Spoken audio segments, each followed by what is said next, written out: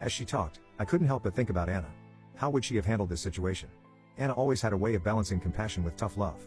I tried to channel that energy as I listened to Phoebe. I told Phoebe about local domestic violence resources and offered to pay for therapy. But I stood firm that she couldn't stay with me. The trust between us was too broken, and I didn't want to risk putting myself in the middle of her volatile situation with Jake and Mark. It wasn't an easy decision, but I felt it was the right one. Phoebe understood, which surprised me. She's currently staying with a friend and attending therapy. We're taking baby steps to rebuild our relationship, starting with weekly phone calls. It's awkward and sometimes painful, but it's a start. As for Mark, I reported his behavior to the police. They're investigating him for stalking and blackmail. His wife left him when she found out about the affair and his subsequent behavior. I can't help but feel partially responsible. If I hadn't distanced myself from Mark years ago, could I have seen this coming? Could I have prevented it somehow? Jake's family reached out to apologize for his actions. They assured me he's never been violent before and is also in therapy now. Phoebe and Jake are separated and considering divorce. It's strange to think that the young couple I watched fall in love in high school might soon be over. It's been a difficult month, but I feel like we're all on a path to healing now. I'm cautiously optimistic about rebuilding my relationship with Phoebe, but I know it will take time and effort from both of us. I've been spending a lot of time in my workshop, working on a new project, a hope chest for Phoebe. It's made from the same wood as the shelf I built for her nursery all those years ago. I'm not sure when or if I'll give it to her, but working on it helps me process everything that's happened. In quiet moments, I find myself talking to Anna, asking for guidance. I know she's not really here, but imagining what she would say helps. She always was the wiser one in our relationship. As I navigate this new chapter with Phoebe, I'm trying to balance being supportive with maintaining healthy boundaries. It's not easy, and I'm sure I'll make mistakes along the way. But for the first time in a long time, I feel hopeful about our future.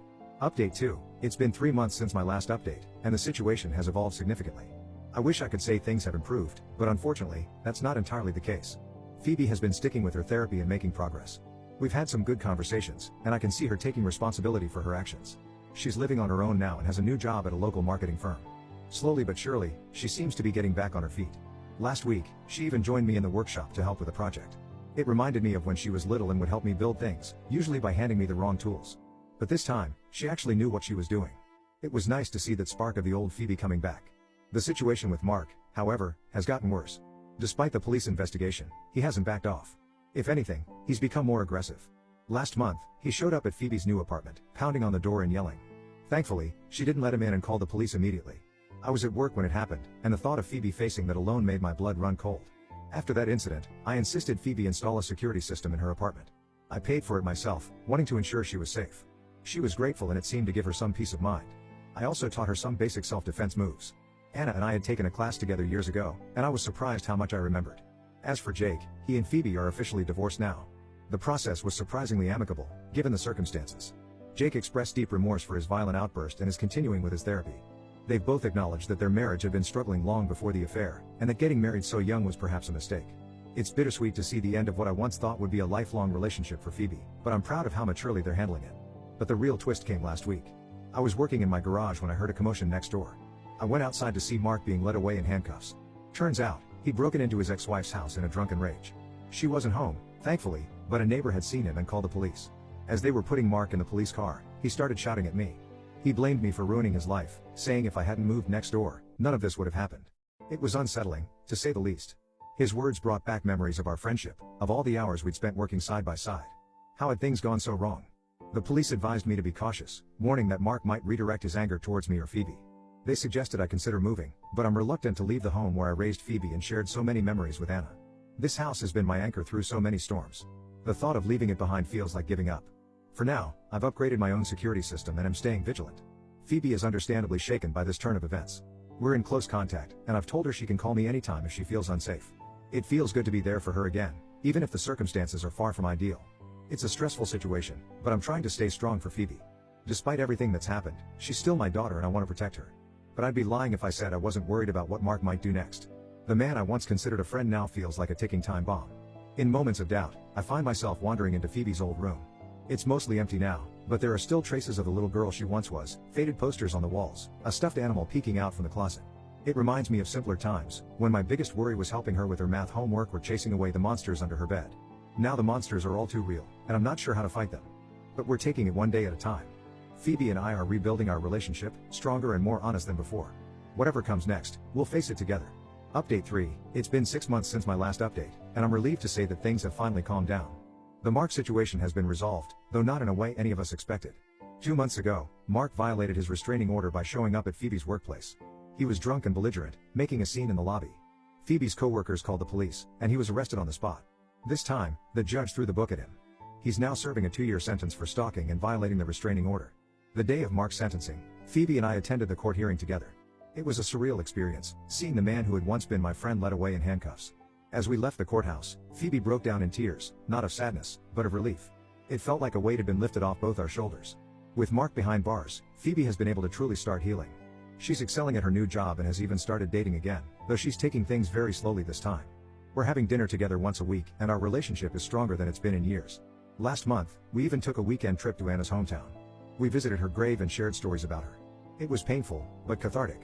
As for me, I decided to sell the house after all. Not out of fear, but because it felt like the right time for a fresh start. I found a nice little place closer to Phoebe's apartment. The process of moving and going through old memories was bittersweet, but ultimately cathartic. I kept Anna's vase, the one Phoebe had broken. I had it repaired by a local artist who used gold to fill in the cracks, making it more beautiful than before. It sits in a place of honor in my new living room. Jake reached out recently.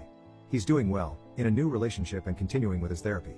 He and Phoebe have managed to establish a cordial relationship, which I'm proud of them for. They ran into each other at a mutual friend's wedding last month, and Phoebe said it was awkward but not painful. Progress, I suppose. My woodworking has taken on new life in my new home.